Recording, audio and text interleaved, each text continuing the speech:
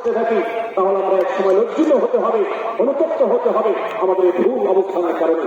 এই জন্য ভাইরা, আজকের এই মাহফিলটিকে আমরা প্রতিশ্রুতি নিজের সঙ্গে নিজে দিয়ে যাব যে আমরা কখনো কোন তথ্য উপাত্ত পেলে, কোন সংবাদ পেলে সেটাকে বিশেষ করে কারো চরিত্র সম্পর্কিত যদি হয়, কারো সম্পর্কে নেগেটিভ যদি হয়, তাহলে সেটাকে বিশ্বাস করবার আগে ভালো করে অনুসন্ধান করব। যতক্ষণ আমি নিশ্চিত না হব ততক্ষণ পর্যন্ত সেটার প্রচার করব না। আল্লাহ তাআলা আমাদের সবাইকে কোরআনের এই শিক্ষাটাও আমাদের জীবনে ধারণ করবার তৌফিক দান করুন। ভাইরা আমার, তৃতীয় যে শিক্ষা সূরা হুজুরাতের, সেটি হলো আল্লাহ রাব্বুল আলামিন সূরা হুজুরাতের 9 এবং 10 নম্বর আয়াতে ঈমানদারদের মধ্যে যদি কখনো মতভিন্নতা, মতপার্থক্যতে এটা যদি মারামারিতে পরিণত হয়, ঈমানদারদের মধ্যে যদি কখনো দুই পক্ষ গন্ডগোল এবং ফাসাদের মধ্যে লিপ্ত হয়ে যাওয়ার মতো দৃশ্যের অবতারণা হয়, তাহলে আমরা যেন আমাদের মুসলমান ভাইদের ঘর পোড়ার মধ্যে আলু পোড়া দিতে না যাই। আমরা যেন আমাদের মুসলমান ভাইদের মধ্যকার বিভেদকে আরো বৃদ্ধি করতে সহায়তা না করি। আমরা যেন মীমাংসার পথ অবলম্বন করি। আমরা যেন তাদের মধ্যকার সম্পর্কে যে অবনতি হয়েছে সেটাকে দূর করবার চেষ্টা করি। আল্লাহ রাব্বুল আলামিন এই নির্দেশ দিতে গিয়ে বলেছেন, ওয়া ইন তা'iফাতানি মিনাল মুমিনিনা ফাতাতালু, যদি ঈমানদারদের দুটি দল, দুটি গ্রুপ নিজেদের মধ্যে মারামারিতে লিপ্ত হয়ে যায়, ফাসলিহু বাইনাহুমা, তাহলে তোমরা সেই বিবাদমান দুটি দলকে মীমাংসা করবার চেষ্টা করবে। আজ আমাদের মধ্যে এরকম বহু বিষয়কে কেন্দ্র করে মুসলমানদের মধ্যে অনেক সময় মুখোমুখি অবস্থান আমরা দেখতে পাই, যা দুর্ভাগ্যজনক, যা হওয়ার কথা ছিল না। এমনকি জাগতিক বিষয়ে যেমন হয়, ধর্মের নামে, ইসলামের নামে আজ আমরা হাজার হাজার টুকরা হয়েছে। আজ গোটা বিশ্বে আমাদের মুসলমানদের যে অবস্থান দুর্বল হয়েছে, এর অন্যতম প্রধান কারণ হলো আমাদের অনৈক্য।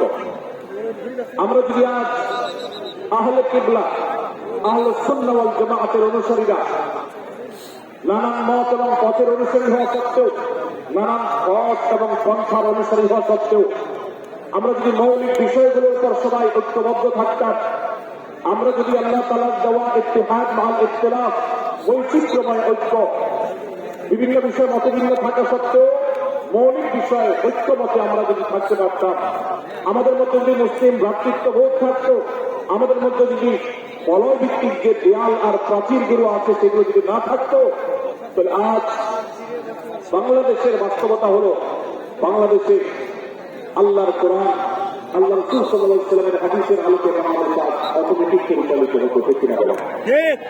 আমরা যদি আজ ঐক্যবদ্ধ থাকতাম, তাহলে এদেশে হাতে গোনা যাবে এরকম স্বল্প সংখ্যক নাস্তিকেরা, ইসলাম এবং মুসলমানদের শত্রুরা, তারা আমাদেরকে নিয়ে তারা আজ যে খেলা খেলছে, আমাদেরকে যে তারা শাসন করছে, আমাদেরকে যে তারা তাদের অধীনস্থ করে রাখছে, আমাদের উপরে যে আজ ভিনদেশি কাউকার চাপিয়ে দিচ্ছে, আমাদের উপরে তারা যা কর্তৃত্ব করছে, আমাদের যারা টুকরা টুকরা করছে, এই দুঃসাহস তারা কোনোদিন দেখাতে পারত না যদি আমরা ঐক্যবদ্ধ থাকতাম। বাইরে আমার, এই জন্য আমরা সব বিষয়ে সবাই একমত হব না। আজকের মাহফিলে যত মানুষ এসেছে সবাই সব বিষয়ে একমত নন। এমনকি আজকের এই মাহফিল কর্তৃপক্ষ যে আয়োজন করছেন 3 দিন ব্যাপী, এই মাহফিলে আপনারা দেখেছেন এখানে কওমি এবং আলিয়া উভয় জায়গা থেকে বক্তা নির্বাচন করা হয়েছে, অসাধারণ সমন্বয় করা হয়েছে। এটি একটি ঐক্যের বার্তা। আমরা আশা করব মাঠ পর্যায়ে আমরা যারা কাজ করব, আমরা প্রত্যেকে আমাদের অন্য মতে, ভিন্ন মতের যে সমস্ত মুসলমান ভাইরা আছেন, তার সাথে আপনার কোন পথগত মত পার্থক্য থাকতে পারে, চিন্তাগত কোন ভিন্ন মত থাকতে পারে, কিন্তু দিন শেষে তিনি আপনার মুসলমান ভাই। তার আল্লাহ আর আপনার আল্লাহ এক, তার রাসূল এবং আপনার রাসূল এক, তার কিবলা এবং আপনার কিবলা এক, তার কোরআন আর আপনার কোরআন এক, তার নামাজ আর আপনার নামাজ এক, তার রোজা আর আপনার রোজা এক, তার যাকাত এবং আপনার যাকাত এক, তার সাথে আপনার মোটা এবং মৌলিক বিষয়ে কোনো মত পার্থক্য নেই। অতএব ছোটখাটো বিষয়কে কেন্দ্র করে আপনি যদি তাকে আপনার প্রতিপক্ষ মনে করেন, আপনি তাকে আপনার শত্রু মনে করেন, এটা হবে আপনার ইসলামের জন্য, আপনার জন্য, এদেশের মুসলমানদের জন্য সবচেয়ে বড় ভুল। ভাইরা আমার, আর দুই হযরত আসহাব আলী খান রহমতুল্লাহ আলাইহির সর্বশেষ খলিফা আবু আসহাব রহমতুল্লাহ আলাইহি বলতেন, दीन के हर काम करने वालों को रफीक समझो, फरीक न समझो। যারাই আল্লাহর দ্বীনকে বুলন্দ করবার জন্য, যারাই আল্লাহর দ্বীনকে সেবা দেওয়ার জন্য, খেদমত করার জন্য কাজ করছে, তার পদ্ধতি তোমার থেকে ভিন্নতর হতে পারে। তাকে তুমি তোমার বন্ধু মনে করো, সহযাত্রী মনে করো, পথযাত্রী মনে করো, সহযোদ্ধা মনে করো, তোমার প্রতিপক্ষ মনে করবে না। আমার আজ বাংলাদেশে ইসলাম যতটা পিছিয়ে আছে তার প্রধান কারণ হলো আমাদের অনৈক্য। আজ আমরা যদি আমাদের মধ্যকার যে সমস্ত দেয়াল এবং প্রাচীরগুলো, অদৃশ্য প্রাচীরগুলো উঠে আছে, যেগুলো আমাদের মুসলিম ভ্রাতৃত্বকে ভেঙে খান খান করে দিয়েছে, টুকরো টুকরো করে দিয়েছে, যদি আজ আমরা সে সমস্ত অদৃশ্য প্রাচীরগুলো দূরে সরাতে পারতাম, আমার ভিন্ন মতের ভাইকে যদি আমার ভাই মনে করতে পারতাম, তার যদি আমি কল্যাণকামী হতে পারতাম, আল্লাহ কোরআনের ঘোষণা অনুযায়ী এই মুসলমানদের ঐক্যবদ্ধ শক্তিকে জমাবার শক্তি পৃথিবীর কারোর নাই, কারোর নাই, কারোর নাই। আজ আমার ভাইয়েরা ফিলিস্তিনে মার খাচ্ছে। যদি আজ গোটা বিশ্বের মুসলমানরা আমরা ফিলিস্তিনে মুসলমানদের উদ্ধারের ব্যাপারে ঐক্যবদ্ধ থাকতাম, ফিলিস্তিনে মুসলমানের দিকে চোখ তুলে তাকাবার শক্তি বিশ্বের কোন কাফেরদের থাকতো না। আজ যদি আমরা আমাদের মুসলমান নির্যাতিত ভাইদের ব্যাপারে সারা বিশ্বের মুসলমানরা ঐক্যবদ্ধ অবস্থান গ্রহণ করতে পারতাম, মুসলমানের দিকে চোখ তুলে তাকাবার শক্তি বিশ্বের কোন কারণ থাকতো না। ভাইরা আমার, গোটা বিশ্বে ঐক্য প্রতিষ্ঠা করা আপনার আমার মতো সাধারণ মানুষের দ্বারা হয়তো সম্ভবপর হবে না, কিন্তু আমরা যারা মাঠ পর্যায়ে কাজ করছি, আমি আপনাদেরকে করজোড় করে অনুরোধ করতে চাই। আমি জানি আপনার এলাকাতে, আপনার মহল্লাতে আপনার সাথে অন্য মুসলমান ভাইদের অনেক ক্ষেত্রে মতভিন্নতা আছে। সেটা রাজনৈতিক দৃষ্টিভঙ্গির ক্ষেত্রে হতে পারে, সেটা ধর্মীয় থট এবং মানহাজ মাযহাব মাসলাকগতভাবে হতে পারে, যেটা অন্য কোন ইস্যু ভিত্তিক মত পার্থক্য হতে পারে। আল্লাহর জন্য, আল্লাহর ওয়াস্তে, আল্লাহর ওই আয়াতকে মেনে আমল করার চেষ্টা করি আমরা। আল্লাহ বলেছেন, ওয়া'তাসিমু বিহাবলিল্লাহি জামিআন ওয়া লা তাফাররাকু, তোমরা আল্লাহর রশিকে সবাই ঐক্যবদ্ধভাবে আঁকড়ে করে ধরো, ঐক্যবদ্ধভাবে আল্লাহর রশিকে আঁকড়ে ধরো, তোমরা পরস্পর বিচ্ছিন্ন হয়ে যেও না। আমরা অনেক ফরজের কথা শুনেছি, নামাজ রোজা ফরজ আমরা জানি, বাবা মার প্রতি সদ্ব্যবহার করার ফরজের কথা আমরা জানি, আত্মীয়তার সাথে সুসম্পর্ক, আত্মীয়তার বন্ধন রক্ষার কথা আমরা জানি, ফরজ হওয়ার কথা জানি, কিন্তু মুসলমানদের ঐক্যবদ্ধ থাকতে হবে এই ফরজের কথা আমরা অনেকেই জানি না। ভাইরা আমার, মুসলমানদেরকে আল্লাহ রাব্বুল আলামিন ঐক্যবদ্ধ থাকার নির্দেশ দিয়েছে। এই ঐক্যটা এর মানে এই নয় যে সবাই এক মতের হয়ে যাবে সব বিষয়ে। বিভিন্ন বিষয়ে আমাদের মধ্যে মত পার্থক্য থাকবে, তারপরে আমরা একে অন্যের সহযোদ্ধা হব, সহযাত্রী হব, আমরা একে অন্যের কল্যাণকামী হব, একে অন্যের ভালো চাইব। আমার ভিন্ন মতের মুসলমানের কোনো ক্ষতিকে আমি খুশি হব না, তার ক্ষতিকে আমি কষ্ট পাবো, তার সাফল্যকে আমি এনজয় করব, আনন্দিত হব। এটা যদি করতে না পারি, আমি কখনো খালেদ এবং সচ্চা মুসলমান হতে পারলাম না। আল্লাহ তাআলা আমাদের অন্তরগুলোকে উদার করে দিন, ব্রড করে দিন, প্রশস্ত করে দিন, বড় করে দিন। উম্মাহর ঐক্যের প্রয়াসী হওয়ার তৌফিক দান করুন। আমিন। আমরা মহল্লা মহল্লা, এলাকা এলাকা, মসজিদে মসজিদে, আমাদের নিজস্ব বলয়ে, নিজস্ব অঙ্গনে আমরা চেষ্টা করব ভিন্ন ভিন্ন মতের মুসলিম ভাইকেও আমার ভাই হিসাবে আঁকড়ে ধরার, আপন করা। ডক্টর খন্দকার আব্দুল্লাহ জাহাঙ্গীর রহমাতুল্লাহ এই অঞ্চলের সন্তান, তিনি বলতেন, বেদাতে লিপ্ত কোন মুসলমান, তার ব্যাপারে আমি মনে করি আমার ভাই ভুলের মধ্যে আছে, তার ব্যাপারে আমার মায়া মমতা কাজ করে, আমি তার কল্যাণ জানি, তাকে আমার ভাই মনে করি। ঠিক একইভাবে আমার কোন মুসলমান ভাইয়ের সাথে আমার ভিন্ন মতের কারণে আমার মনে হয় যে তিনি ভুল পথে আছে, তারপর তাদের শত্রু ভাববো না, তারা কল্যাণ আমি চাইবো না। আজ বাংলাদেশের বাস্তবতা যদি আমরা তাকাই দেখতে পারবো, ইসলাম এবং মুসলমানদের যত শত্রু আছে, আমরা দেখেছি গত কয়েক যুগ ধরে তাদের নিজেদের মধ্যে হাজারো বিভক্তি, হাজারো মত পার্থক্য থাকা সত্ত্বেও মুসলমানদের শত্রুতা করার ব্যাপারে তারা সবাই ঐক্যবদ্ধ। অথচ আমরা মুসলমানরা আমাদের আল্লাহ, আমাদের রাসূল, আমাদের কোরআন, আমাদের কিবলা, আমাদের সবকিছু এক হওয়া সত্ত্বেও ছোটখাটো বিষয়কে নিয়ে আমরা আমাদের মধ্যকার বিভেদের প্রাচীরগুলোকে দাঁড় করিয়ে রেখেছি, যার কারণে আমরা গোটা বিশ্বে যেমন মার খাচ্ছি, আমাদের এই প্রিয় মাতৃভূমিতেও আমরা সংখ্যায় সবচেয়ে বেশি হয়েও আমরা কালচারালি মাইনরিটি হয়ে আছি, সংস্কৃতিতে আমরা সংখ্যালঘু হয়ে আছি। সব ক্ষেত্রে আমাদেরকে ইগনোর করা হয়। 4 লক্ষ মসজিদের দেশে 4 লক্ষ ইমাম আছেন, 4 লক্ষ মুয়াজ্জিন আছেন। এই মসজিদগুলো এদেশে এই নেটওয়ার্ক যতটা শক্তিশালী, এদেশের সকল রাজনৈতিক দলগুলোর নেটওয়ার্ককে যদি একত্র করা হয়, মসজিদগুলোর মতো এতটা শক্তিশালী নেটওয়ার্ক এদেশের সমাজে নেই। কিন্তু ওলামায়ে কেরামকে ইগনোর করা হয়, মুসলমানদের ইগনোর করা হয়। এদেশের আইনে কোরআন এবং সুন্নাহ, এদেশের মুসলমানদের ধ্যান ধারণাকে কখনো বিবেচনায় আনা হয় না। এই যে মুসলমানদের আজ দুরবস্থা, এর অন্যতম প্রধান কারণ হলো আমাদের হাজার হাজার ভাগে বিভক্তি। এই বিভক্তির দেয়ালগুলোকে তুলতে হবে কি হবে না? যদি হয় তাহলে আপনি নিজে থেকে শুরু করবেন। আপনি যেই মতে লালন করেন না কেন, আপনার ভিন্ন মতের মুসলমানকে আপনি ভাই মনে করবেন, তার সাথে বুক মেলাতে আপনার কষ্ট হবে না, তার সাথে বসতে আপনার অসুবিধা হবে না। ভিন্ন মতের আলেম এক মতের আলেম আরেক মতের আলেমের সাথে বসতে অসুবিধা হবে না। এক মতের অনুসারী আরেক মতের অনুসারীকে ভাই বলতে অসুবিধা হবে না। আমরা সোশ্যাল মিডিয়াতে নিজেদের মধ্যে কামড়াকামড়ি করবো না, নিজেদের মধ্যে আমরা ঝগড়া বিবাদ করবো না। এবং যদি কেউ বিবাদে লিপ্ত হয়, সূরা হুজরাতের 9 এবং 10 নম্বর আয়াতের শিক্ষা বলছে, মুসলমানদের মধ্যে দুটি দল যদি মারামারিতে লিপ্ত হয়, তুমি সেখানে গিয়ে কোথা কিছু করে মারামারি বাহারত পথে ওঠে না, বরং আল্লাহ বলছে যে তাদের উভয়ের মধ্যে মীমাংসা করবার জন্য তুমি উদ্যোক্তা হও, তুমি উদ্যোগী হও। ভাইরা আমার, আমরা অনেকেই হয়তো জেনে থাকবো মিথ্যা এটা আল্লাহর জমিনের সবচেয়ে বড় জঘন্য অপরাধগুলোর মধ্যে থেকে একটি। একজন মুসলমান কোন অবস্থাতে মিথ্যা বলতে পারে না, কিন্তু কোন মুসলমান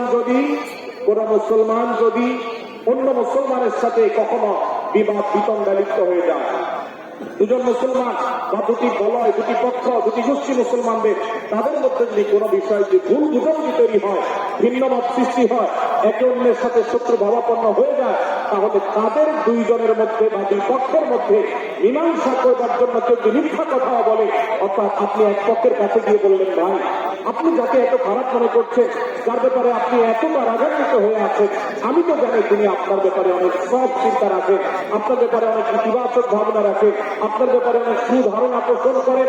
আপনি যদি একজন মুসলমানের কাছে গিয়ে, এক পক্ষের কাছে গিয়ে যদি এই কথাটা বলেন, বাস্তবে তিনি যদি এটা নাও বলেন, তারপরেও আপনি যদি এই মিথ্যা কথা বলেন, এই মিথ্যা এটা শুধু জায়েজ নয়, বরং এই মিথ্যাটা এর মাধ্যমে আপনি যে তাদের পরস্পরের সম্পর্ককে ভালো করার চেষ্টা করেছেন, এর মাধ্যমে আপনি আল্লাহর কাছে নেকি এবং সওয়াব পাবেন ইনশাআল্লাহ। ভাই আমার, তাহলে দুজন মুসলমান, দুটি পক্ষ, দুটি দল, দুটি বলয়, দুটি গোষ্ঠী যদি কখনো ভিন্ন মত তাদের মধ্যে তৈরি হয়, সেটা যদি মারামারিতে গিয়ে পৌঁছায়, সেটা যদি বিবাদ বিতণ্ডা পর্যন্ত গিয়ে পৌঁছায়, আমাদের কাজ হবে মধ্যে থেকে সেটাকে মীমাংসার মাধ্যমে দূরত্বকে কমানো। আমরা কখনো দূরত্ব বাড়াবো না, পারলে দূরত্ব কমাবো। ডক্টর খন্দকার আব্দুল জাহাঙ্গীর রহমতুল্লাহ কথা বলতে, মুসলমানদের বাড়িতে যে আগুন লেগেছে, বিভেদের আগুন, মতবিরোধের আগুন, মত পার্থক্য, এটা মতবিরোধে যে পৌঁছে গেছে, এই আগুন তিনি বলতেন, আমি এই বাবার মতো শক্তি আমার নাই, এত পাওয়ার নেই যে বহুতা বিভক্ত মুসলমানদেরকে আমি ঐক্যবদ্ধ করে ফেলবো, এত শক্তি আমার হাতে নেই। কিন্তু একটা শক্তি আমার কাছে আছে ভাই, সেটা হলো যে বিবাদমান মুসলমানদের মধ্যে বিবাদ যেন আর না বাড়ে, বিবাদের যে আগুন লেগেছে সে আগুনে যেন আর ঘি ঢালা না হয়, কেরোসিন ঢালা না হয়, সেজন্য আমি ভূমিকা রাখতে চাই। আমি আপনাদেরকে বিনয়ের সাথে অনুরোধ করতে চাই, যত বিষয় নিয়ে আমাদের মুসলমানদের পরস্পরের মত পার্থক্য আছে, হতে পারে সেটা মাসআলা নিয়ে, হতে পারে সেটা রাজনৈতিক অবস্থানকে কেন্দ্র করে, হতে পারে অন্য কোনো বিষয়কে কেন্দ্র করে, আল্লাহর ওয়াস্তে আপনি বিভেদ মেটাতে পারেন না পারেন, বিভেদ যেন না বাড়ে সেজন্য আপনি অবস্থান গ্রহণ করবেন, বিভেদ বাড়ার ক্ষেত্রে কোনো ভূমিকা পালন করবেন না, এবং সবসময় উম্মার ঐক্য প্রয়াস চালাবেন, উম্মার ঐক্য চেষ্টা করবেন। আল্লাহর কাছে আপনি যে দোয়াগুলো করেন, এর মধ্যে একটা দোয়া যেন এটাও থাকে, হে আল্লাহ, আমরা বহুটা বিভক্ত হয়ে গেছি, আমরা টুকরা টুকরা হয়ে গেছি, যার কারণে তোমার ভাষ্য অনুযায়ী আজ আমাদের শক্তি শেষ হয়ে গেছে, আমরা দুর্বল হয়ে গেছি। আজ বাংলাদেশের বাস্তবতা যদি আমরা বলি, যে দেশে 90-95% মানুষ মুসলমান, সে দেশে আজ হাতে গোনা কিছু নাস্তিক, কিছু ইসলাম বিদ্বেষী, মুসলমান বিদ্বেষীরা তারা আমাদেরকে আজ উঠা বসা করে, তারা আমাদের আইন নির্ধারণ করে, তারা আমাদের শাসক নির্ধারণ করে, তারা আমাদের সব বিষয়গুলোকে নির্ধারণ করে দেয়। আমাদের সন্তানরা পাঠ্যপুস্তকে কি করবে সেটাও ইসলাম বিদ্বেষীরাই ঠিক করে দেয়। ভাইরা আমার, এই অবস্থার যদি পরিবর্তন চায় তাহলে আমাদের মধ্যকার দূরত্বগুলো কমাতে হবে। এই জন্য আপনার দোয়ার মধ্যে আল্লাহর কাছে নিবেদন করুন, আল্লাহ আপনি আমাদের মধ্যকার বিভেদগুলো কমিয়ে দিন, আল্লাহ আমাদের ওলামাদেরকে ঐক্যবদ্ধ করে দিন, আল্লাহ আমাদেরকে ইত্তেহাদ মাল ইখতিলাফ, বৈচিত্র্যময় ঐক্য মতভিন্ন থাকা সত্ত্বেও মৌলিক বিষয় ঐক্যবদ্ধ হওয়ার তৌফিক দান করুন। শিশাবালা প্রাচীরের মতো আমাদেরকে তাদের কাঁধ মিলিয়ে আল্লাহ রাসূল সাল্লাল্লাহু আলাইহি ওয়াসাল্লামের আদেশ নিষেধকে ব্যক্তি, সমাজ, পরিবার, রাষ্ট্রে সর্বত্র বাস্তবায়নের জন্য কাজ করার তৌফিক দান করুন। আমরা আমাদের দোয়ার মধ্যে মুসলমানদের ঐক্যের জন্য দোয়া করবো তো ইনশাআল্লাহ। আল্লাহ তাআলা আমাদেরকে সেই তৌফিক দান করুন। ভাইরা আমার, তাহলে সূরা হুজুরাতের তৃতীয় শিক্ষা বলছিলাম 9 থেকে 10 নম্বর আয়াতে আল্লাহ রাব্বুল আলামিন মুসলমানদের মধ্যে যদি কখনো বিবাদ, বিতণ্ডা, মারামারি, হানাহানি সৃষ্টি হয় তাহলে সেটিকে মীমাংসা করবার কথা বলেছেন। অতএব যদি কোন স্বামী স্ত্রীর মধ্যেও কখনো মনোমালিন্য তৈরি হয়, আপনার যদি সেখানে ভূমিকা রাখবার সুযোগ থাকে, আপনি চেষ্টা করবেন উভয়ের মধ্যে দূরত্বটা কমাবার জন্য। আমরা অনেকে আজকাল নামাজ কালাম পড়ি, রোজা রাখি, দাড়ি রাখি, অনেক ভালো ভালো কথা বলি, অথচ দুজনের মধ্যে গন্ডগোল লাগলে আমরা সেখানে এক পক্ষ হয়ে আরেক পক্ষকে আমরা খেপিয়ে তুলি। পারলে অনেকে চগলখড়ি করেন, প্রত্যেক পক্ষের কাছে গিয়ে অপর পক্ষের ব্যাপারে মিথ্যা কথা বলে তাদের মধ্যে ভেজালকে আরো বাড়িয়ে দেন। এই জন্য নবী সাল্লাল্লাহু আলাইহি ওয়াসাল্লামের ঐতিহাসিক হাদিস রয়েছে, লা ইয়াদখুলুল জান্নাতা নাম্মাম, যে ব্যক্তি চগলখড়ি করে, দুজনের মধ্যকার গন্ডগোল ফাসাদ বৃদ্ধিতে যে ব্যক্তি ভূমিকা রাখে, ভেজাল লাগায়, এই চগলখোর কখনো জান্নাতে যাবে না। আমাদের অনেকেরই এই দুঃস্বভাব আছে, এই খারাপ চরিত্র আছে। সূরা হুজুরাত, এই জন্য আমাদের আজকের যে সমাজ বাস্তবতা আছে, আমাদের যে ব্যাধি আছে ব্যক্তিগত পর্যায়ে, আমাদের পরিবারের, সমাজের সর্বত্র যে ব্যাধিগুলো ছেয়ে গেছে, সূরা হুজুরাতের প্রতিটি আয়াত যেন সেই ব্যাধির সবচেয়ে বড় মহৌষধ, সেই জন্য সবচেয়ে বড় প্রতিষেধক, সেই জন্য সবচেয়ে বড় সমাধান। এই জন্য আমি বলছি শুরুতে, আমার যদি আল্লাহ শক্তি সামর্থ্য দিতে, প্রত্যেক মুসলমানের হাতে পায়ে ধরে সূরা হুজুরাতের 18টি আয়াত, প্রত্যেকটি আয়াত আমি আমার মুসলমান ভাইদেরকে বলতাম, বারবার পড়ুন, বারবার পাঠ করুন, বোঝার চেষ্টা করুন, জীবনকে পরিবর্তন করুন। এদেশে নামাজি মুসলমান আপনি কম বেশি পাবেন, এদেশে রোজাদার মুসলমান কম বেশি পাবেন, এদেশে হজ আদায়কারী মুসলমান কম বেশি পাবেন, এদেশে তাসবিরত মুসলমান কম বেশি পাবেন, কিন্তু এদেশে আচার আচরণ, কাজ কারবার, আখলাক এবং বান্দার হক এবং অধিকার, অন্যের অধিকার সংশ্লিষ্ট বিষয়ে সচেতন মুসলমান আপনি খুব বেশি পাবেন না। আর এই জন্যই আমাদের জান্নাতের পথে অনেক বড় অন্তরায় হয়ে আছে। আজ আমাদের চরিত্রগুলো নষ্ট হয়ে গেছে। আমরা নামে মুসলমান, আমরা চগলখড়ি করি, আমরা নামে মুসলমান, দুজনের মধ্যে গন্ডগোল সৃষ্টি করে দেই, গন্ডগোল আগে থেকে সৃষ্টি থাকলে সেটাকে বাড়াবার চেষ্টা করি। আমরা নামে মুসলমান, আমাদের শিষ্টাচার নেই, আদব নেই, লেহাজ নেই। এই জন্য সূরা হুজুরাতের প্রতিটি আয়াত আমাদেরকে শিক্ষা দেয়। আল্লাহ তাআলা আমাদের সকলকে এই শিক্ষাগুলো আজকের এই মাহফিল থেকে আমাদের বুকের ভেতরে পরম যত্ন সহকারে নিয়ে যাওয়া এবং আমাদের জীবনকে পরিবর্তন করার তৌফিক দান করুন। ভাইরা আমার, তৃতীয় এই শিক্ষাটি শেষ করে আমি বলতে চাচ্ছি, চতুর্থ আয়াতে আল্লাহ রাব্বুল আলামিন আমাদেরকে বলেছেন, আমরা যেন কেউ কাউকে নিয়ে বিদ্রোহ না করি, ব্যঙ্গ না করি, কেউ কাউকে যেন বাজে নামে না ডাকি, কেউ যেন কাউকে খোঁচাখুচি না করি, কেউ যেন কারোর নাম বিকৃত করে তাকে না ডাকি। ভাইরা আমার, এই আয়াত করে শুরুতে তেলাওয়াত করেছি, আল্লাহ বলেছেন, ইয়া আইয়ুহাল্লাযীনা আমানু লা ইয়াসখার কওমুম মিন কওমিন আসা আন ইয়াকুনু খায়রান মিনহুম। হে ঈমানদারেরা, হে মুসলমানেরা, তোমাদের কেউ যেন অন্য কারোর নাম ধরে অন্য কাউকে ব্যঙ্গ, বিদ্রুপ, ঠাট্টা না করে। আমরা একে অন্যকে নিয়ে ঠাট্টা করি কি করি না? বিদ্রুপ করার রোগ আমাদের মধ্যে আছে না নাই? ভাইরা আমার, জাগতিক বিষয় তো আছে, এমনকি দুর্ভাগ্যজনক বাস্তবতা হলো ধর্মের নামে, ইসলামের নামে একদল মুসলমান অপর দল মুসলমানকে নিয়ে হাসি, ব্যঙ্গ, বিদ্রুপ, রাতারাতি এবং নাম বিকৃত করা এবং খোঁচাখুচি করা, এই কাজগুলো আমাদের মধ্যে আছে না নাই? আমরা যারা ইসলামের খেদমত মনে করে আমার ভিন্ন মতের ভিন্ন দলের মুসলমানকে খোঁচাখুচি করি, আমরা যারা আল্লাহর খেদমত মনে করে ইসলামের সেবা মনে করে দাওয়াতের কাজ মনে করে ইসলাম প্রচার মনে করে ভিন্ন মতের অন্য দলের মুসলমানকে নিয়ে ব্যঙ্গ বিদ্রুপ আর হাসাহাসি করি, তাদেরকে সোশ্যাল মিডিয়াতে অনলাইনে অফলাইনে তুচ্ছতাচ্ছিল্য করি, আল্লাহর শপথ করে বলছি এটা ইসলামের সেবা নয়, এটা হলো প্রবৃত্তির পূজা, এটা হলো আপনার নফসের পূজা, এটা হলো আপনার প্রবৃত্তির গোলামি করা, এটা আল্লাহর গোলামি নয়, এটা ইসলামের খেদমত না, এটা ইসলামের বারোটা বাজানো।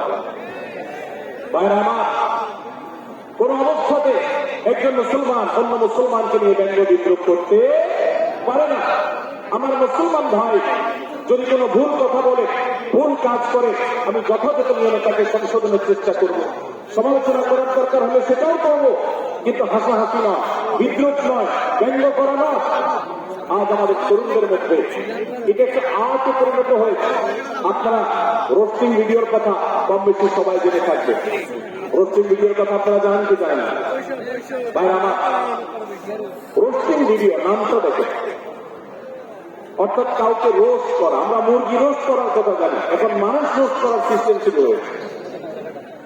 একজন মানুষের কোন ভুল কিছু পেয়েছেন, অবশ্যই আপনি সমালোচনা করবেন। আপনি একজন মুসলমান হিসেবে জানতে হবে কারণ ভুলের সমালোচনার মূলনীতি আছে, মূলনীতি আছে না নেই।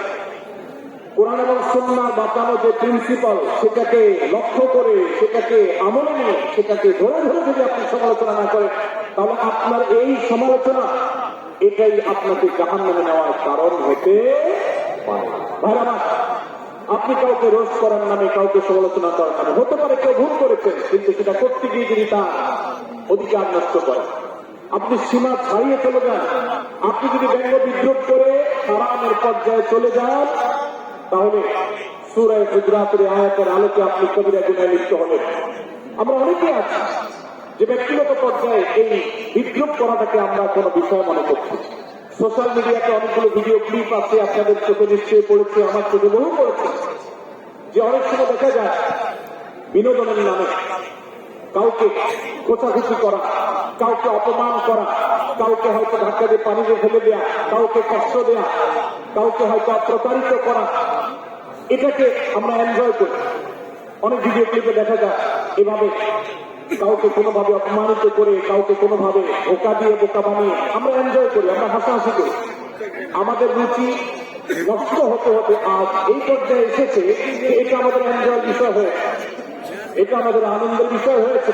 ভাইরা আমার, সূরা হুজুরাতের এই আয়াত, অর্থাৎ 11 নম্বর আয়াত, এই আয়াত বলছে আমাদের জন্য কোন মুসলমানকে, কোন মানুষকে ব্যঙ্গ বিদ্রুপ করা হারাম। কোন মুসলমানকে ব্যঙ্গ বিদ্রুপ করা কি হারাম। অতএব আপনি রসিকতা করে যদি কারোর সাথে ব্যঙ্গ বিদ্রুপ করেন এবং সেটা যদি তার মনে কষ্ট হওয়ার কারণ হয়, তিনি যদি সমাজের মানুষের কাছে হওয়া প্রতিপন্ন হন, তাহলে ইসলামের দৃষ্টিকোণ থেকে সারা বিশ্বের সমস্ত আমাদের ঐক্যমতে সেটা হারাম। আমরা চুরি করা হারাম জানি, আমরা ডাকাতি করা হারাম জানি, আমরা মাদক সেবন করা হারাম জানি, আমরা নামাজ ত্যাগ করা হারাম জানি। এই সমস্ত হারাম থেকে আমরা অনেকেই বেঁচে থাকি, কিন্তু আমি আমার মুসলমান ভাইয়ের চরিত্র হনন করছি, শুধুমাত্র সাধারণ জীবনযাত্রার ক্ষেত্রে করছি তা নয়, এমনকি ধর্মের নামে, ইসলাম প্রচারের নামে, দাওয়াতের নামে আমরা আমাদের প্রতিপক্ষ মুসলমান ভাইকে নিয়ে অনেক সময় ব্যঙ্গ বিদ্রুপ করি, হাসাহাসি করি, তাকে ছোট করি, তাচ্ছিল্য করি, ভয় করি, তার সম্মানহানি করি। আমরা জানি না আমাদের নবী সাল্লাল্লাহু আলাইহি ওয়াসাল্লাম এর একটা হাদিস আমাদের সামনে রয়েছে, সেই মুসলিমে বর্ণিত হয়েছে। নবী করিম সাল্লাল্লাহু আলাইহি ওয়াসাল্লামের হাদিস আজ সবচেয়ে অসহায় হাদিস। অসহায় হাদিস এই জন্য বলতাম যে আজকের এই হাদিসের উপরে কেউ আমল করে না, এই হাদিসটাকে কেউ পাত্তা দেয় না, এই হাদিসকে কেউ গুরুত্ব দেয় না। অথচ এই হাদিস প্রত্যেক মুসলমানের বুকে বুকে ঝুলিয়ে রাখা দরকার। এই হাদিস আমাদের ঘরে ঘরে ঝুলানো দরকার। এই হাদিস আমাদের অফিসগুলোতে শোনা পাওয়া দরকার। এই হাদিস আমাদের জীবনে বাস্তবায়ন হওয়া দরকার। নবী করিম সাল্লাল্লাহু আলাইহি ওয়াসাল্লাম হাদিস বর্ণনা করেছেন, আবু হুরায়রা রাদিয়াল্লাহু তাআলা আনহু তিনি বলেছেন, লা তাহাসাদু, লা তাহাসাদু, হে মুসলমানরা, তোমরা কেউ কাউকে কখনো হিংসা করবে না, কেউ কাউকে হিংসা করবে না। আমাদের মধ্যে হিংসা আছে না নাই? হিংসা আছে না নাই? আমরা একে অন্যকে হিংসা করি। একদল মুসলমান অন্য দল মুসলমানকে হিংসা করে, কেউ কারো ভালো দেখতে পারে না। ভাইরা আমার, আল্লাহ নবী বলেছেন লা তাহাসাদু, তোমরা একে অন্যকে হিংসা করো না। ওয়ালা তানাজাসু, কেনাবেচা করতে গিয়ে কেউ কাউকে ধোঁকা দিও না, প্রতারণা করো না। ওয়ালা তাবাগাদু, তোমরা একে অন্যের সাথে শত্রুতা বিদ্বেষ পোষণ করবে না। ওয়ালা তাদাবারু, তোমাদের কেউ যেন কারোর পেছনে লেগে না থাকে, কাউকে অবজ্ঞা যেন না করে। ওয়ালা ইয়াবি আহাদুকুম আলা বাই'i আখিহি, এবং তোমাদের কেউ যেন আরেকজনের কেনাবেচার উপরে সেখানে ইন্টারফেয়ার করে সে যেন সেখানে কোন প্রকার ক্ষতিগ্রস্ত কাউকে না করে। কখনো ইবাদাল্লাহি ইখওয়ানা, হে মুসলমানরা তোমরা আল্লাহর বান্দা ভাই ভাই হয়ে থাকো। তোমাদের মধ্যে মত পার্থক্য থাকো, দলগত মত পার্থক্য, অবস্থানগত মত পার্থক্য, ধর্মগত মত পার্থক্য, মযহাব মসলবগত মত পার্থক্য থাকো, কিন্তু তোমরা আল্লাহর বান্দা ভাই ভাই হয়ে থাকো। এক দলের মুসলমানকে আল্লাহ তাআলা ভাই ভাই হতে বলেন নাই, এক গ্রুপের মুসলমানকে আল্লাহ ভাই ভাই হতে বলেন নাই, এক দলের মুসলমানকে আল্লাহ ভাই ভাই হতে বলেন নাই, নিজ দলের মুসলমানের সাথে আল্লাহ ভাই ভাই থাকতে বলেন নাই। আল্লাহ বলেছেন সকল মুসলমানদের সাথে ভাই ভাই হয়ে থাকার জন্য, ভ্রাতৃত্বের বন্ধনে থাকার জন্য। এই জন্য আল্লাহ নবী সাল্লাল্লাহু আলাইহি ওয়াসাল্লামকে নির্দেশ করেছেন। আল্লাহ নবী সাল্লাল্লাহু আলাইহি ওয়াসাল্লাম আরো বলেছেন, আল মুসলিমু আকুল মুসলিম, মুসলমান মুসলমানের ভাই, লা ইয়াজলিমুহু ওয়া লা ইয়াখযুলুহু, কোন মুসলমান কোন মুসলমানকে জুলুম করতে পারে না, তার আইন ধরতে পারে না, তার জমি দখল করতে পারে না, তার অধিকার নষ্ট করতে পারে না, তাকে কথা দিয়ে অত্যাচার করতে পারে না, ওয়া লা ইয়াখযুলুহু, তাকে অপমানিত করতে পারে না, লাঞ্ছিত করতে পারে না, ওয়া লা ইয়াখযুলুহু, তার সাথে মিথ্যা বলতে পারে না, ওয়া লা ইয়াখযুলুহু, তাকে তাচ্ছিল্য করতে পারে না। আত্তাকওয়া হা হোনা, আত্তাকওয়া হা হোনা, আত্তাকওয়া হা হোনা। নবীজি তিনবার নিজের বুকের দিকে তাকিয়ে দেখিয়েছেন, তাকওয়া এখানে, তাকওয়া এখানে, তাকওয়া এখানে। আমাদের অন্তরকে ভালো করতে হবে, সমস্ত মুসলমানদের জন্য উদার হতে হবে, কলিজাকে ভালো করতে হবে, মনটাকে দৃঢ় করতে হবে, প্রশস্ত করতে হবে, অন্য মুসলমানকে ভাই মনে করতে হবে। কোন ভিন্ন মতের মুসলমানের সাথে শত্রুতা পোষণ করা যাবে না। ভাইরা আমার, অতএব এই হাদিসকে সামনে রেখে এই হাদিসের শেষ অংশে নবী সাল্লাল্লাহু আলাইহি ওয়াসাল্লাম বলেছেন, আল মুসলিমু কুল্লুল মুসলিমি আলাল মুসলিমি হারামুন দামুহু ওয়া মালুহু ওয়া ইরদুহু। এক মুসলমানের জন্য অন্য মুসলমানের তিনটি জিনিসকে আল্লাহ তাআলা হারাম করে দিয়েছেন। কোন মুসলমানের রক্ত এটা প্রবাহিত করা, কাউকে হত্যা করা যেরকম হারাম, কোন মুসলমানের সম্পদ অন্যভাবে আপনি ভোগ করবেন, দখল করবেন, মেরে দিবেন, এটা হারাম। ঠিক একইভাবে কোন মুসলমানের সম্মান নষ্ট করবেন, ইজ্জত নষ্ট করবেন, সম্মান নষ্ট করবেন, অপমান করবেন, এটাকে আল্লাহ তাআলা হারাম করেছেন। আল্লাহ তাআলা আমাদের সবাইকে অন্য মুসলমানদের ব্যাপারে এরকম দায়িত্বশীল ভূমিকা রাখার তৌফিক দান করুন। আমিন। ভাইরা আমার, সূরা হুজুরাতের 4 নম্বর আয়াতের শিক্ষাকে ধারণ করে আমরা কারো প্রতি ব্যঙ্গাত্মক আচরণ করব না। অনেক মুসলমান আছে অন্য মুসলমানদের নাম ধরে ধরে বিদ্রুপ ব্যঙ্গ করেন, নাম বিকৃত করেন। অনেক সময় আমরা রসিকতা করে আমাদের অনেকের নাম বিকৃত করি। আল্লাহ সুবহানাহু ওয়া তাআলা এটাকে হারাম করেছেন। এমনকি নবী সাল্লাল্লাহু আলাইহি ওয়াসাল্লাম বলেছেন, লা তাকুল লিকাসিরিন ইয়া কাসিরু, কোন খাটো বা বেটে মানুষকে হে বেটে, হে খাটো এরকম বলে দেখো না। নবী সাল্লাল্লাহু আলাইহি ওয়াসাল্লাম বলেছেন, এভাবে ডাকলে তুমি অপমানিত হন। আল্লাহ তাকে এভাবে সৃষ্টি করেছেন। আমরা অনেক সময় দেখা যায় একে অন্যকে খোঁচা মারতে গিয়ে তার গায়ের রং কালো হলে, তিনি দেখতে আকারে ছোট হলে তাকে আমরা ব্যঙ্গ করি, বিদ্রুপ করি, তাকে আমরা তাচ্ছিল্য করি, তাকে আমরা অপমান করি, তাকে আমরা অপদস্থ করি। ভাইরা আমার, এটা আমাদের জন্য হারাম। আমি আবারও বলছি, চুরি হারাম আমরা জানি, ডাকাতি হারাম আমরা জানি, আমরা অন্যান্য হারামের কথা জানি, কিন্তু এই যে এক মুসলমান অন্য মুসলমানের অধিকার নষ্ট করা হারাম, এটা আমরা জানি না। এক মুসলমান অন্য মুসলমানের নাম বিকৃত করা হারাম, এটা আমরা জানি না। এই ব্যাপারেও আমরা দেখেছি যে আমরা যারা ইসলামের দাওয়াতের কথা বলি, কোরআন হাদিসের কথা বলি, তারাও দেখা যায় সোশ্যাল মিডিয়াতে, ফেসবুকে একদল মুসলমান অন্য দলের মুসলমানদেরকে নানা বাজে উক্তি দিয়ে ডাকাডাকি করে, বিকৃত নামে ডাকে, বিকৃত উপাধি দেয়, খারাপ কথা বলে, অমুকের দ্বারাই তমুকের দ্বারা ইত্যাদি ধারণা করে কথা বলে। এই কাজগুলো খারাপ, এগুলো আমরা কখনো করবো না। 5 নম্বর যে শিক্ষা আছে সূরা হুজুরাতে, সেটা হলো 12 নম্বর আয়াতে আল্লাহ রাব্বুল আলামিন এখানে কুধারণা করাকে হারাম করেছেন, মন্দ ধারণা করতে আল্লাহ তাআলা নিষেধ করেছেন, এবং গীবত করতে, পেছনে রাখতে নিষেধ করেছেন। ভাইরা আমার, এই একটি আয়াত অর্থাৎ সূরা হুজুরাতের 12 নম্বর আয়াত এই আয়াতটি শিক্ষা ধারণ করে যদি আমরা আমাদেরকে শুধরাতে পারি, সংশোধন করতে পারি, তাহলে ইসলামের মেইন যে কাজগুলো আছে, ইমানকে বিশুদ্ধ করা এবং শীত মুক্ত ইমান আনা, পাঁচ নামাজ পড়ার পর, বন্দার হক আদায়ের পর এই আয়াতটির উপর আমল করলে আপনার জান্নাতে যাওয়ার সবচেয়ে বড় বাধা দূর হয়ে যাবে ইনশাআল্লাহ।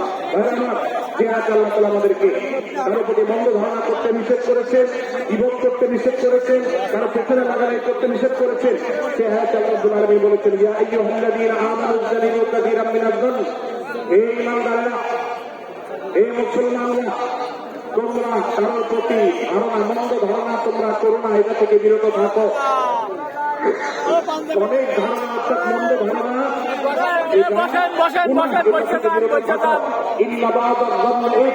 কারণ কিছু কিছু ধারণা অর্থাৎ যেগুলো মানুষের সম্পর্কে কোন তথ্য উপাত্ত ছাড়া নিছক ধারণা প্রসঙ্গ মন্দ ধারণা করা হয়, সেগুলো গুনাহের কারণ, সেগুলো অপরাধের কারণ, সেগুলো কবিরা গুনাহ, সেগুলো পাপাচার, সেগুলো আল্লাহর অসন্তুষ্টির কারণ, সেগুলো আল্লাহর অবাধ্যতার কারণ। এই জন্য ভাই কারোর প্রতি মন্দ ধারণা করা যাবে না। এক্ষেত্রে আমি জানি আমাদের ব্যক্তিগত পর্যায়ে কারো ব্যাপারে কোনো কিছু কথা উঠেছে অথবা সামান্য একটা সন্দেহ তৈরি হয়েছে, আমরা তার চরিত্র নিয়ে টানাটানি করি। আমরা জানি না একজন মুসলমানের চরিত্রের মূল্য কত। আমার কাছে সুস্পষ্ট প্রমাণ আসার এক পর্যন্ত কোনো মুসলমানের চরিত্র নিয়ে আমার প্রেম করবার কোনো অধিকার আমার নাই। এই জন্য একজন মুসলমান কখনো কারো প্রতি কুধারণা করবে না, মন্দ ধারণা পোষণ করবে না, খারাপ ধারণা পোষণ করবে না। আল্লাহ তাআলা আমাদেরকে এমন যে মুসলমানের সম্পর্কে খারাপ ধারণা করা থেকে সেটাকে তৌফিক দান করুন। বাইরে আমার কিছুটা বিশৃঙ্খলা দেখা যাচ্ছে, আমরা আপনাদেরকে বিনীতভাবে অনুরোধ করতে চাই, অনুগ্রহ করে সবাই বসে পড়ুন। যারা দাঁড়িয়ে আছে তারা একটু বসে পড়ুন, সবাই যার যার দায়িত্বে বসে যান। আপনি আরেকজনের চিন্তা না করে আপনি একটু বসে যান। ভাইরা প্যান্ডেলের ভেতরে পেছনে কি হচ্ছে আপনারা একটু দেখুন। ডান পাশে যে সমস্ত ভাইরা আছে, ভাইরা আপনারা আমার কথা শুনুন। ডান পাশে আমার প্যান্ডেলের ডান পাশে যারা আছে আপনাদেরকে আমরা অনুরোধ করছি, ওয়াজ মাহফিলের মঞ্চ, তাফসীর মাহফিলের প্যান্ডেলে এসে আমরা যদি বিবাদ বিতণ্ডা লিপ্ত হই, আমরা সে বিষয়ে আলোচনা করছি, আল্লাহর ওয়াস্তে আমরা বিবাদ বিতণ্ডা বন্ধ করি। আপনারা একটু শান্ত হন, আল্লাহর জন্য একটু সবর করেন। বাইরে আমার এদিকে যে কিছুটা বিশৃঙ্খলা দেখা যাচ্ছে, আপনাদেরকে আমরা অনুরোধ করছি আপনারা একটু বিশৃঙ্খলা বন্ধ করুন। ভাইরা এখানে যারা দাঁড়িয়ে আছেন সবাই বসে যান, সবাই বসে যান, সবাই বসে যান। যশোরের মানুষের দুর্নাম হোক, আপনারা কি চান? আপনারা কি চান যশোরের মানুষের দুর্নাম হোক? তাহলে আশেপাশে ভাইরা আমাদেরকে সবাইকে বসে যান, বসে যান, কাউকে বলা থাকতে দিবেন না। ভাই সবাই বসে, সবাই বসে যান। এখানে যারা দাঁড়িয়ে আছেন সবাই বসে, অনুগ্রহ করে সবাই ধৈর্য ধারণ করেন এবং বসে। আজকে মাহফিল